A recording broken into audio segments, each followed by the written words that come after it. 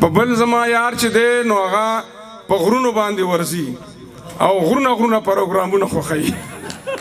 او زه یې نوم نه اخلم. بل زما یو ملګری دی چې هغه ډېر زیات دنګ لوړ دی او زه مندری یم. زه په مندرو کې داسې یم چې زه شر نه خوښوم. ګنې نو اکثر خلک وایي ټول مندري شر پسند دی او هغه په دنګو کې کم عقل نه دی، هوښیار دی. زه یې نوم نه اخلم. یو بل ملګری پکې زما داسې دی چې هغه یو ډیګنیفاید باوقاره سړی دی، ګرځېدلی هم د روایتي پښتنو دي، په فورسز کې وخت تېر کړی دی، خو په اواز کې نسایي یا نسواني خواږه دي. د هغه نوم هم نه اخلم. بل زمونږ یو داسې مشر دی چې کله به مونږ غر ته بوته نو چې رستو به شو نو زمونږ په غرونو باندې مین ملګري پسې بې بدې خبرې کولې، ځکه چې هغه لکه زما په خپو معذوره دی او چې څومره بدې ردې به کېدی شو نو ما سره بیا زړه سپک کړه. د دې غونډې مشر میلمه ابرار غر صاحب، صدر ملګري لیکوال پښتونخوا اکبر هوتي صاحب، عزیز مانیروال، جان بهادر لالا، میر نواب، زمونږ حاجي صاحب او حقانی صاحب خو زما خیال دی لاړو. عزیزانو، د هر څه له مخه خو زه د نړیوال ټولنې کابینې ته، د دې انتظامیې ته، د دې مرستیالو ته ډیره زیاته مبارکي وایم چې دی د 1300 کالو راسې ډیر فعال کردار ادا کوي. خپل اتلان هم نمانځي، خپل شاعران ادیبانو لم چې دنو دستارونه ورته په سره او کامي ټوپای ورته په سره د دې سره چې د کتابونو مخکتنې کوي او چې کوم د علم او د عرفان او د ادب دا کاروان دی روان کړی دی په یو داسې ټولنه کې چې زه اکثر دا خبره کوم چې د پاکستان دا معاشره چې دا نو دا یو هجوم تش یو کراوډ او اوس متشدد هجوم دی. پخوا صرف کراوډ اوس چې دی نو د وایلنٹ کراوډ دی. نو په داسې یو معاشره کې چې چرته کې ګوټن دی، چرته حبس دی، چرته خلک سندره وجني، چرته خلک آرټ وجني، چرته خلک چې د سوالونه وجني او په دغه ګوټن کې په دغه حبس کې که څوک ناڅاپه چې د عقل او د خیرت نه ډکه خبره وکړي نو هغه باندې یو بل کس فتوا ورکړي او چې فتوا ورکړي نو بیا ته څوک دا تپوس هم نه کوي چې ته څنګه اتارټي، تا څنګه فتوا ورکړه او وایلنس شروع شي او سړی وهل شروع شي او بیا میاشت دوه پس خلک وایي چې دا خو مونږ غلطه کړې وه، دا سړی خو د خو داسې نه ویلي. په یو داسې ټولنه کې چې هغه ریاست هم په هغې کې پارټي ده، ریاست هم غواړي چې دا په پښتونخوا کې دغه تشدد وي، په پښتونخوا کې دغه شان جنگ وي، دغه شان وینې دې بهیږي. په دې کې چې دوی کومې سرګرمۍ کوي نو دا آرټ چې دی د دې چې هر یو شکل دی، هغه که شاعري ده، که مصوري ده، که فن تعمیر دی، که نقاشي ده، هغه هر یو صورت د دې چې زه اکثر دا وایم چې د ایون که د ګل او بلبل شاعري ده نو هغه هم ټولنه ډیسنټ کوي، پولایټ کوي، سیویلایز کوي. پنډت جواهرلال نهرو په خپل کتاب اټوبایوګرافي کې لیکلي دي، خپل ژوند لیک کې وایي چې دا انساني تهذیب او دا سیویلایزیشن چې دی نو دا تلونکي راتلونکي سیاستدانان نه بوزي مخکې، دا د یو ټولنې دانشوران او د هغې مصوران ادیبان څه ته چې سیویلایزیشن وایي هغه دی مخکې بوزي. نو چېرته چې کومه ټولنه د آرټ یا د زیبا هنرونو په وجه باندې د هغې په حواله باندې شنډه شي نو هغې کې دهشت پیدا کېږي، هغې کې وحشت پیدا کېږي. او زمونږ په ټولنه کې دی وخت کې آرټ یا ادب چې دی نو هغه د فلاسفي ځای هم اخیستی دی. فلاسفي په یونیورسټو کې هم اکثرو کې نشته، په کالجونو کې هم نشته. فلاسفي داسې یو سبجیکټ دی چې هغه سوال پیدا کوي، هغه سوچ او د غور و فکر، ځکه چې هغه د فلاسفي لغوي معنی دا ده چې ویزډم اف لو، یعنی د لو اف ویزډم، مطلب د ویزډم سره او د ویژن سره او د ذهانت سره مینه کول. نو هغه هم په شا شوي دي. په دې کې چې دې ټولنو هغه که هر یو ادبي ټولنه د دې مثال داسې دی، هغه څه ته چې اورکې وایي او اورکې چې دی نو دا چې کله یو تیارې ته وردن نشي نو که د پکې لږ کم از کم دوره وسي چې دی پکې خپل رڼا خورئ څنګه چې د پتنګ او د اورکي منځ کې یو مکالمه ده علامه اقبال رحمت الله علیه په خپل نظم کې کړې ده، نو هغې کې هغه دغه چې دا پتنګ دی جگنو ته وایي چې کس آتشی بے سوس بھی مغرور ہے جگنو پروانے کی منزل سے بہت دور ہے جگنو. الله نو دا دغه ورته وایي دا جگنو ورته وایي چې الله کا سو شکر کے پروانه نہیں میں درویز اگر آتش بیگانه نہیں میں که هر څنګه رڼا ده نو په خپله کونه کې مې ده وایي جگنو ورته وایي. نو مطلب دا چې دا رڼا خورول دا مشالونه بلول چې دی دا ډېر لوی کار دی او د نړیوالې ټولنې ته زه بیا مبارکي وایم. د مشال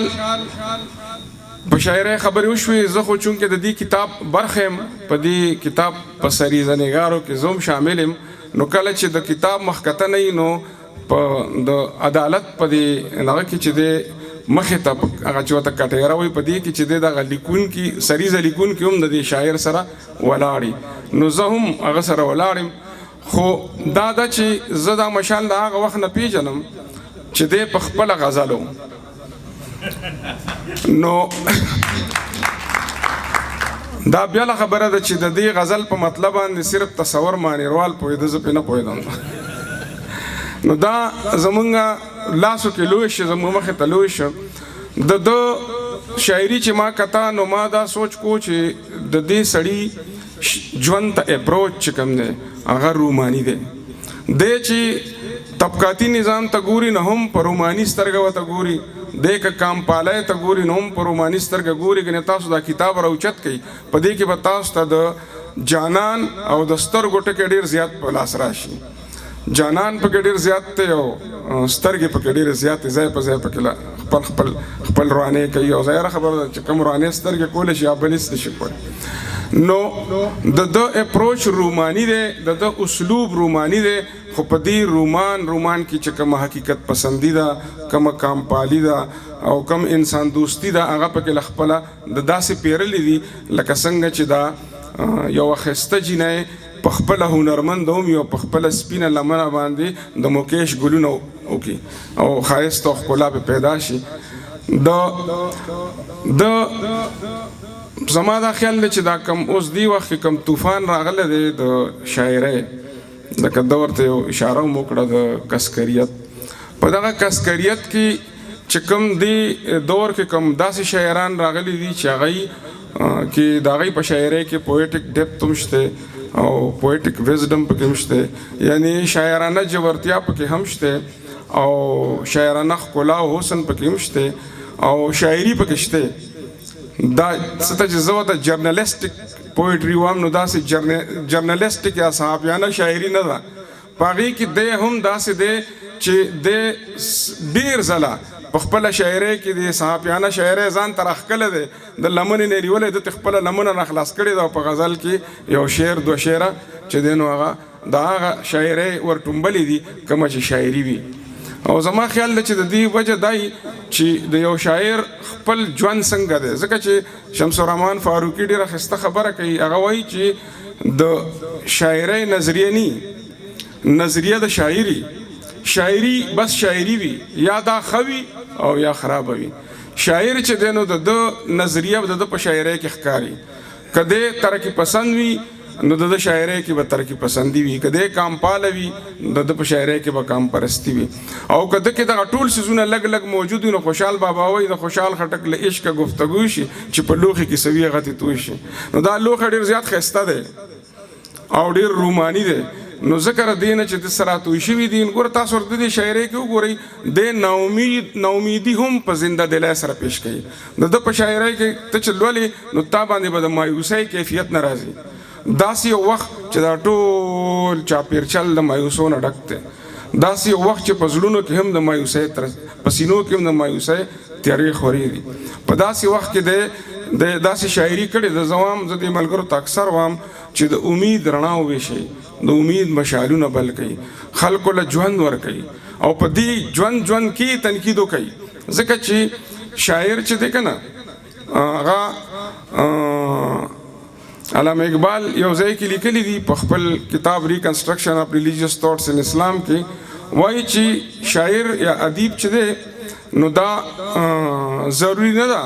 چې د هغه د یو د بل کس دغه کوټ کړی دی چې هغه وایي چې دا شاعري چې کومه ده نو دا او دا د اسرار خودي په دیباچه کې د دغه په حواله هم لیکلي دي د حافظ شیرازي په حواله چې شاعر او ادیب کچرې د خپله ټولنه په شا بوځي که دی مایوسي خورئ او که دی ژوند په مخ کې نه بوځي نو د ده دا یو شعر چې دی نو دا د هټلر او د اناتولیا د یو بټالین فوج نه نوم زیات خطرناک دی د کام دپاره نو شاعر چې دی د په شاعرۍ کې امید پکار دی حرکت پکار دی حرارت پکار دی نو کله چې دی ژوند ته په دغه انداز ګوري نو د نه به شاعري هم دغسې راوځي چې دی کله ژوند ته د یو مضبوط چې څه ته قرآن وایي وتواصوا بالحق وتواصوا بالصبر یعنی دی په حق ولاړي خو په صبر سره په استقامت سره چې دی هغه هر قسمه تکلیف برداشت کوي نو د ده نه به شاعري هم بیا په دغه انداز کې راوځي او د ده په شاعرۍ کې امید هم شته د ده په شاعرۍ کې شوخي هم شته د ده په شاعرۍ کې رومان هم شته او د ده په شاعرۍ کې کامپالي هم شته نو زه ورته په دې کتاب باندې مبارکي وم او د مشرانو خبره وشوه نو واقعي خپلو مشران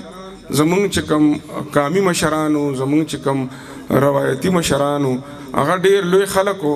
هغه یې موږ له په هغه د وحشت په دور کې هم موږ له یو نظام راکړی د پښتونولۍ 15,000 کاله مخکې زموږ نه د بلخ او بخارا نه چاپېره چې څومره هیوادونه هغې سره د ژوند یو نظام نو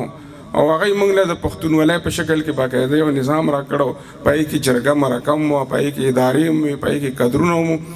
او بیا چې زمونږ د کوم د پښتنو د خدای خدمتګار چې کوم یو ملګري دلته خبره وکړه هغه رښتیا خبره وکړه نو ما ته د خپل پلار خبره یاده شوه چې زما پلار د خدای پاک ژوندی لري اوس هم د 100 کالو دی او ښه کلک مسلم لیګي دی دا بیا له خبره دی زه نشته لرم نو هغه ما ته یو ورځ وی چې هغه کله دې نه خبر شي چې دی شاعري کوي نو ما ته وی چې بچې بل څه کار کوه دا کار چې دی نو دا مې خوښ نه دی ځکه چې ما ته رهسیال صاحب معلوم دی یاد دی راته زموږ په جلسو کې به هغه شعرونه وی او بعضې خلکو به ورټوم نو وی چې دا لار دی ښه نه ده دا بیا له خبره ده چې بیا کله وخت تېرېدو سره سره ورور هغه ته پته ولګېده چې نه دا شاعري داسې هم کېدی شي چې د کام نمایندګي وي پکې لا او چې حق سره ودرېدل پکې لا هم وي او دا هم هغه ولیدل چې لکه د دې شعر او د ادب په وجه باندې ما د یورپ په پوهنتونونو کې هم لیکچرې ورکړې هم د دې کامپالی د باچا خان بابا په موریدۍ کې او په دې شاعرۍ او په ادب کې نو زه دا ګڼم چې زمونږ مشران دومره هوښیار وو چې یو خاطره صرف تاسو سره شریکوم چې عمرا خان بابا هغه خدای خدمتګار وو چې خلکو به یو ډرامه کوله وي خان عبدالولي خان چې کله باتروم ته ته نو عمرا خان بابا ورپسې هم پاسېده نو هغه ورته وي چې کېنه عمرا خانه دا واک اوټ نه دی زه باتروم ته ځم د هغه عمرا خان بابا سره ما د تنظیم رسالې دپاره مرکه کوله نو ما ورته وی چې بابا د جنگ عظیم او د ګریټ گیم په حواله ما ته خبره وکړه نو هغه ما ته وی چې بچې کله چې هټلر په روس حمله وکړه په سټالن نو موږ ته باچا خان بابا وی چې زمري په اتي حمله وکړه او زمری به خراب کړي نو بیا یې موږ ته وی چې دا زمری چې دی نو دی اوس چونکې زخمي زمری دی نو دی ادم خور شوی دی نو ما ته عمرا خان بابا مخ راواړو بچې وي که چېرې هټلر لږ د سړي زیه وی او سټالن له لاس ورکړی وی نو دنیا به د روزویلټ او د چرچل نه خلاصه کړې وه زما دا خیال دی چې دا خبره اوس هم تاسو ته د پولیټیکل ساینس ډپارټمنټ د یونیورسټۍ چیرمین هم نشي کولی کومه خبره چې عمرا خان بابا هغه چې موږ ته په معروف معنو کې چټ یا نالوستی و دا د عمرا خان بابا خبره ده دا خبره ما ته دغه کوله اکرم بابا چې کله پاکستان هم اټمي دماکه وکړه هندوستان هم نو ما ورته وی د ANP دفتر کې ناستو په صوابۍ کې ما ورته وی بابا دواړو ملکونو اټمي دماکې وکړې چاودنې وکړې ته څه وایې نو هغه ما ته وی بچې سمدستي سوچ پې نه وکړې بچې وی دغه چې دی یو دغه و د چرګ د په ډیران کې پنجې والې نو یې شاته لال لړکه نو زما په شان یو کټسری بابا ناستو نو هغه ورته وی چې وچرګه په ډیران کې به د لال نه قیمتي سي په دې صبر وکړه نو هغه وی خپله پنجه ججورې ته ونیوله وی چې بابا زما خو ججوره خالي ده زه پکې د غنمو دانه ګورم زه به لال ځان کې منډم نو د هندستان او د پاکستان د ولسونو ججور خالی دی ایله خو د غنمو دانې په کار دي ډوډۍ ولا په کار دي بمونه بزان کې منډي دا د هغه بل نالوستي بابا خبره او بهرحال اوس راځم دی له چې دا خبره اوس داسې راټولوم چې تصور باندې خبرې وشوې او تصور زمونږ د ډېر وخت دا زمونږ تقریبا د 15 کالو یارانه د تصور هم هغه وخت کې چې لا ځوان بلکې تنکې الکو هغه وخت نه زه پیژنم او چې د غني خان په رنګ کې به د شعر ویلو کوشش کوو. اوس دا بیا خبره ده چې د ثوابه د مانیره چې کوم څلور نماینده شاعران دي هغې کې هر یو خپل خپل رنګ دی او هغه هر یو چې دی نو د بل نه اثر نه دی اخیستی که څه لږ ډېر هغه د فکر په حواله هم آهنګي وي خو د اسلوب په حواله چې د څلور واړه د یو بل نه بدل دي. په ثوابه په مانیره کې زما داسې یاران دي چې یو یار مې پکې داسې دی چې هغه په خپل عام روزمره ژوند کې د هغه مثال د بیوروکریټ دی د هغه ناسته پاسته ګرځېدل سهار پاسېدل او ډېر نیازبین او نازولی هم دی او هغه چې کوم دی نو اکیډمیک ټایپ شاعري کوي زه یې نوم نه اخلم. په بل زما یار چې دی نو هغه په غرونو باندې ورځي او غرونه پروګرامونه خوښوي او زه یې نوم نه اخلم خو هغه چې دی انو چرې ځان ته بېروزګاري اړو مسله کړې نه ده کړې ده خو مسله کړې ځان ته نه ده او ټول عمر چې دی د خپل کلتور او د خپل کام په نشه کې مست ګرځېدلی دی او ټول ژوند یې په رومان کې تېر کړی دی هغه هم زه نوم نه اخلم تاسو یې پېژنئ. بل زما یو ملګری دی چې هغه ډېر زیات دنګ لوړ دی او زه مندری یم زه په مندرو کې داسې یم چې زه شر نه خوښوم ګنې نو اکثر خلک وایي ټول مندري شر پسند دی او هغه په دنګو کې کم عقل نه دی هوښیار دی زه یې نوم نه اخلم او په هغه کې یو کمال دا دی چې هغه چې ناست وي نو ته به وایې چې ګنې یا دی د بل چا نه شرمېږي یا د ځان نه شرمېږي په هغه کې حیا دومره ډېره ده چې هر وخت یې داسې شرمېږي او بله خبره دا ده چې کله خپل شعر اورئ انو ډېر پوس یې اورئ او داسې په دې شونډو په دا کې داسې تاوی یې د هغه نوم هم نه اخلم تاسو یې پېژنئ او هغه ته دا ایوارډ مبارک شي. یو بل ملګری پکې زما داسې دی چې هغه یو ډیګنیفایډ باوقاره سړی دی ګرځېدلی هم د روایتي پښتنو دي په فورسز کې وخت تېر کړی دی خو په اواز کې نسایي یا نسواني خواږه دي د هغه نوم هم نه اخلم. بل زمونږ یو داسې مشر دی چې کله به مونږ غر ته بوته نو چې رستو به شو نو زمونږ